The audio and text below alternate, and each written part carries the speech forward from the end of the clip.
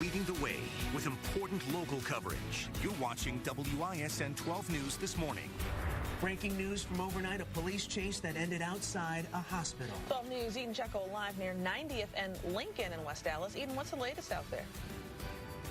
Yeah, I'm at 90th and Lincoln. This is just feet away from the entrance of the Aurora West Allis Medical Center, and this is where a police chase ended earlier this morning. West Allis police were chasing a stolen Jeep Liberty. The chase traveled across West Allis and ended at the medical complex. Our 12 News crew was there as police took one person into custody. It also looks like officers searched the hospital's garage for more people. This morning, there's no word on whether they were able to catch anybody else, but we have reached out to the West Allis Police Department. We're waiting to hear back. We'll keep you guys posted as more information becomes available to us. In West Allis, Eden Checo, WISN 12 News. All right, Eden, thank you. Right now, Milwaukee police searching for a driver who allegedly hit a pedestrian, then caused another crash seconds later. 12 News' Hillary Mintz live at police headquarters with breaking details from overnight. Hillary. Well, Melinda, police say one driver hit two people, put two people in the hospital, and this was for two separate crashes. Now, this all began around 10:30 last night. The first accident was actually a pedestrian hit and run near 47th and Locust. Police say someone driving a Subaru hit a 35-year-old man who was walking. And then after he hit the man, the driver sped off on Locust, then about 3 blocks away at 50th Street, crashed into another car. We're told 3 suspects then got out of their car and ran off. The person who they crashed into was a woman, and she was also injured and taken to the hospital, but is expected to survive. Now, as for the pedestrian who was hit, that's a 35-year-old man, and police say that he is in critical condition this morning as they continue to search for these 3 suspects. We are live at police headquarters. I'm Hillary Mintz, WISN 12 News this morning. Hillary, thank you. We're talking about one man dead after a motorcycle crash as well in Menominee Falls. The motorcycle crashed on northbound I-41 near Pilgrim Road just after 6 o'clock yesterday. The man driving the motorcycle died at a hospital. His name has not yet been released. A wild scene on a college campus. Surveillance video shows a Milwaukee County Transit bus slamming into a building at Marquette University. That county bus drove on 12th Street Tuesday and kept going, unable to make the turn onto Wisconsin Avenue. 4 people in the bus, including the driver, were hurt. The cause of the crash still under investigation. Well, now to the possible fate of the burned Trinity Lutheran Church. Experts say it is possible the church won't have to completely demolish that building. A 4-alarm fire gutted the building Tuesday, causing $17 million in damage. Firefighters initially worried the entire building would collapse. An architecture instructor we spoke to said the walls are still standing, so the church could be saved. Looking at it initially, since most of the masonry and structural walls seems to be intact, yes, it probably could be. The instructor said a structural engineer would have to check the walls to be certain, but firefighters are still investigating how that fire started. Wisconsin's first IKEA store now open with parking at a premium. We've seen some creativity from homeowners holding out for a fair price for their property. Amanda Schmidt-Mongen lives a couple hundred yards from the store and figured, why not charge people for parking, much like homeowners do during the state fair? So depending on the time of the day, nearly two dozen shoppers paid between $10 and $20, then walked the rest of the way to IKEA. They were happy, easy in, easy out. They were looping around because of College Park and Ride being closed. Depending on what happens this weekend, they could be open to letting cars park on their property once again. Wow. Turning now to Weather Watch 12, whether you're parking cars or just doing something, get outside. Anything, Sal. Another beautiful day in store for us. Yesterday we made it to 76 degrees, and it was yesterday that we had more of a south and a southeast wind. Today it's a little more east and northeast, so temperatures will be a little cooler right along the lake, but still we're talking about abundant sunshine. And the drier weather sticks around for us today and most of tomorrow. We will be a little cooler than yesterday, especially along the lake, and still in the mid-70s inland. Now, as we get a look at Waukesha this morning, trees are leafing out. Mid-50s early this morning in Waukesha. Your forecast for today, I'm going to hold us lakeside between 60 to about 65 degrees. A few clouds right along the shores as well, but inland locations will easily still be in the low to mid-70s. Melinda? Not bad at all. All right, Sal, thank you very much. Well, right now, officials in Hawaii are telling residents of the Big Island to stay indoors after a plume of ash rose 12,000 feet in the air. Sheldon Dutez joining us now from the newsroom with the very latest. This is just an unstoppable volcano, Sheldon. It sure is. Geologists and people who live on the Big Island have been keeping an eye on this volcano since May 3rd, and they have been in a wait-and-see mode this whole time because it could erupt at any moment now. Geologists predict a massive steam explosion at Kilauea. Now, experts are saying if this happens, it would potentially send giant boulders blasting into the sky and thick plumes of smoke farther than what the island is currently already experiencing. Now, the ash, it's not poisonous, but there is toxic sulfur dioxide, and not all masks that are out there on the market are good enough for this. It's a permeable membrane. The gas will go straight through it, so it will offer no protection to the gases or the vapors. Now, officials still have roadblocks set up near the impacted neighborhoods. The National Guard says another 2,000 people might still be forced to evacuate their homes. Unbelievable. And Sheldon, it's not just the neighborhoods that are being impacted by this ash. No, not at all. The scientists have issued a red alert, and with that red alert comes the threat of a major eruption, that it's imminent, and that ash could affect air traffic. So it's not just the people who live on the ground, but people who might be operating any type of aircraft as well. Lots of implications in this volcano emergency. Yeah. Sheldon Dutez in the newsroom for us. Thank you. Time now 6:07 and 2 crashes in 2 days. Coming up on 12 News this morning, what's making one local interchange so risky for drivers. Plus, you wouldn't believe how bad these people are. These aren't people. These are animals. President Trump facing backlash after referring to undocumented immigrants as animals. What sparked the rant in the first place? Former Secretary of State Rex Tillerson takes an apparent swipe at his former boss. The graduation speech by Mr. Tillerson that is getting a lot of attention this morning. And right now, look at that.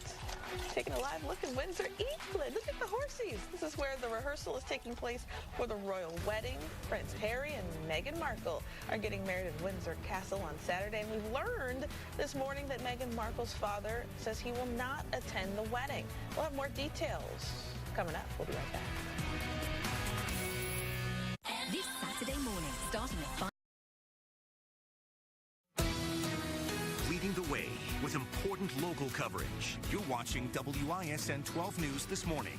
Pedestrian hit and run. One person in critical condition after being struck by a vehicle overnight. The other crash that happened just seconds later. A stolen car police chase ended outside of a hospital overnight. The early morning investigation had officers searching for a hospital parking garage. Tear down or rebuild. Fire destroys an historic church in downtown Milwaukee, and now church officials want to know what's next. Dog toy danger. Popular Woody Woodpecker dog comes with a warning. We'll tell you why one local dog owner wants it taken off the market. But first, right now, Milwaukee police are searching for a driver who allegedly hit a pedestrian. 12 News Hillary Mintz live at police headquarters now with breaking details from overnight. Good morning, Hillary.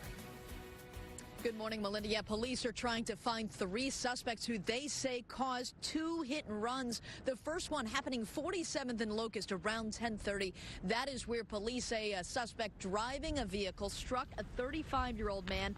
Then they drove off, continued up Locust, then 3 blocks away at 50th Street. The Subaru hit another car, and the 3 inside the Subaru got out and ran. The driver of the car they hit was hurt. She was taken to the hospital but is expected to survive. As for the 35-year-old pedestrian, that man, we are told, is in critical condition this morning, and police, again, still looking for those 3 suspects. We're live at Milwaukee Police Headquarters. I'm Hillary Mintz, WISN 12 News this morning. All right, Hillary, thanks for that update. More breaking news from overnight to tell you about now. A police chase that ended outside of a hospital. Several young teens now in custody this morning. 12 News Eden Checkhole live near 90th and Lincoln in West Allis. And Eden, we understand you just got an update from police. Yeah, it was a busy morning for West Dallas police as they chased a driver in a stolen Jeep. The driver wouldn't stop, so police used stop sticks. That chase ended here at 90th and Lincoln outside of the Aurora West Dallas Medical Center. Now, police say that 4 teenagers ran away. Officers set up a perimeter around the neighborhood and the hospital's garage. All 4 people were caught and taken into custody. That is the latest that we are learning about this from West Dallas police. I'll send it back to you. All right. Eden, thank you very much. A man is dead after a motorcycle crash in Menominee Falls. The motorcycle crashed on northbound I-41 near Pilgrim Road. Last night, the man driving the motorcycle died at a hospital. His name has not yet been released. 2 crashes in 2 days along the Hale interchange. Yesterday at this time, we were telling you about a jackknifed semi that shut down part of the interstate. Matt Salemi live now in News Chopper 12, where some drivers along the road are asking where road construction has made the curve there dangerous. Yeah, that's right. The Greenfield Fire Department says that it has seen an increase in crashes here in the Hale interchange since this construction project started. The DOT says the posted speed limit is not the problem. It's drivers that don't obey that speed limit and aren't really paying attention. Authorities have been investigating ways to make the interchange safer. That sign right there we were just zoomed in on is one of the things that they've done. It says curve ahead, slow down, and then it gives them a reminder of what the posted speed limit is. So we'll see if that helps. But after 2 semi crashes in the exact same spot in the same week, hopefully something has to be done, and hopefully folks just pay more attention as they're coming through. I also know that semi drivers, I know a couple of them, and they say people are constantly trying to cut them off because they don't like to get behind those semis entering a construction zone. So everybody's got to be a little more patient, pay a little extra attention, especially when you're in the construction zones. All right, great advice. Be careful out there. Matt Salemi live for us in News Chopper 12. Now let's pull up our Traffic Watch 12 system here, see what everything is looking like for the freeway system. Not too much to slow you down this morning. There is an incident northbound on the on-ramp from College Avenue. It seems like there's a disabled semi-trailer in that area. Give yourself some extra time if you are heading out the door. Right now, Milwaukee police are investigating a suspicious death. Police found a 52-year-old woman dead inside a home at 70th and Clovernook yesterday afternoon.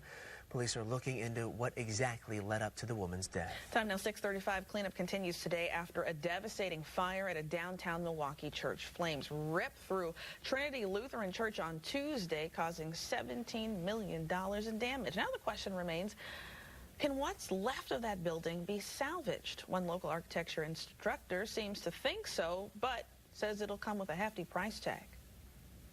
From looking at it, most of it seems fairly intact.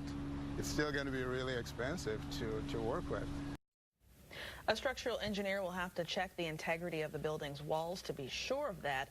Investigators say they're still looking into what caused that fire. Right now, a silver alert for a missing man. St. Francis police are trying to find 67-year-old Ronald Edwards. He was last seen in a white Buick 4-door near his assisted living center. Police say he has several medical problems and cannot care for himself. If you see Ronald Edwards, call St. Francis Police immediately.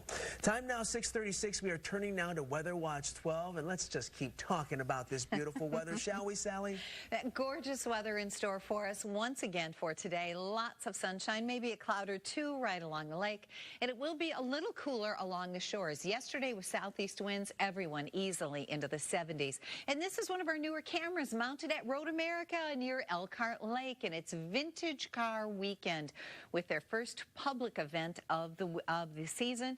And so this will be a lot of fun, especially during race season. It's 51 degrees at that camera at Road America, and as we take a look at Waukesha, where it's 55 degrees, and we'll hold our readings into the low 60s. That's going to happen for us right along the lake, 60 to about 65, but easily mid-70s in Waukesha. So very pleasant weather, northeast winds, 8 to about 16 miles an hour. We'll take a look at your weekend forecast coming up. Looking great here at home, but cleanup continues this morning across the East Coast after days of deadly storms causing damage from New Jersey to Connecticut. At least 5 people are dead. Sheldon joins us live in the newsroom with the latest from out east. Sheldon. And Andy, I want to show you what neighborhoods up and down that East Coast corridor are dealing with. Take a look at this. We've got down lines and trees in people's front yards. Powerful gusty winds blew through the region yesterday, knocking those trees and overhead lines down. The death toll now stands at 5 people, and tens of thousands of customers lost power because of this storm. Now, some people immediately took cover once that storm started bearing down. I said to my wife and my son, I said, you know, we've got to get in the basement. Then 2 seconds later, you start to hear the trees hitting the house. Well, flash flooding also saturated some neighborhoods in that region as well. And it sounds like the East Coast, Sheldon, we're just not in the clear just yet. Oh, no, not anywhere close to being in the clear. More possible flooding could be on the way. There is rain in the forecast for states from Georgia all the way up to New Jersey. That pretty much covers the bulk of the East Coast, and they are getting ready for more rain in the next few days. Hard to see those images, especially knowing there were fatalities. Sheldon, thank you very much. Time now 6:38, and a high school shootout during a graduation rehearsal in Dixon, Illinois. Police say a 19-year-old former student opened fire near the gym yesterday morning. A school resource officer jumped into action, chased the gunman out of the school, shooting him in the shoulder. No one else was hurt. I could not be more proud of the police officer and the way he responded to the situation. With shots ringing out through the hallways of the school, he charged toward the suspect and confronted him head on. Because of his heroic actions, countless lives were saved. While police are still investigating the motive, the suspect's mother claims her son was bullied. He's now in the hospital where he faces multiple gun charges. Time now 6:38. Your kids are glued to their devices. Chances are you also use those parental control apps. Online safety is an issue. Risks to underage children online are a very definite real issue. So what's your advice to parents then? There's some brand new research from a Marquette University professor, and it suggests something contrary to what we thought we knew about tracking and protecting kids online. They get sneaky with it, just with figuring like, okay, since we got these on here, you know, mom don't know this or whatever, or dad don't know this. You guys. Mom and dad are gonna know if they watch Kent Wayne Scott, getting straight talk from parents and their kids and what the takeaways are from this new research. This story tonight on 12 News at 10. The Bucks coaching search has officially ended. Coming up, we'll tell you which candidate has landed the job. A new exhibit to check out this summer at the Milwaukee County Zoo. We'll have the details straight ahead. Plus, Laurel, Laurel, Laurel. It's funny how the script I'm reading right now says Laurel. Could be Yanni. But it was written with Laurel. Laurel. All right, it's the debate all over social media right now, Laurel or Yanni.